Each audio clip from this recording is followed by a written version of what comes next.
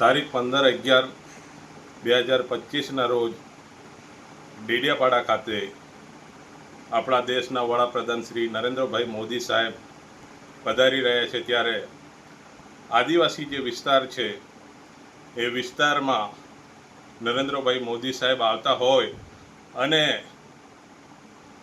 બિરસા મુંડા જે આદિવાસીઓના ભગવાન તરીકે અમે ઓળખીએ છીએ એવા બિરસા મુંડાજીના 150મી જયંતિ જ્યારે મનાવવા માટે વડાપ્રધાન અહીં આવતા હોય ત્યારે અમારી આદિવાસીની એક જ માંગ અમે કરીએ છીએ વડાપ્રધાન શ્રી પર કે અમારા જે વિસ્તાર છે એ વિસ્તારની અંદર 2 ડેમો આવેલા છે. એક ડેમ છે ઉકાઈ ડેમ અને એક ડેમ છે નર્મદા ડેમ, અને એ બંને ડેમની અંદર અમારા આદિવાસી લોકોના ગામડાઓ અને ઘણા હજારો આદિવાસી લોકો વિસ્થાપિત થયા છે.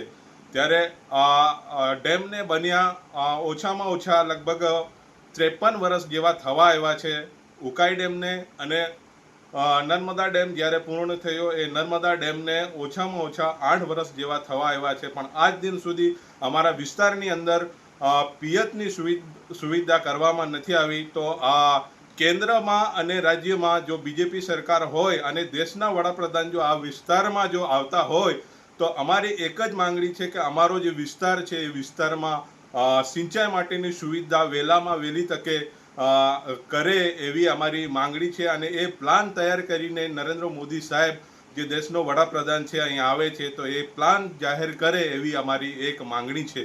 અને એક ગણિત જો આદિવાસીનો વિકાસ ખરેખર જો કરવા માંગતા હોય તો એ એક ગણિત મારા મંતવ્ય પ્રમાણે હું આપું છું.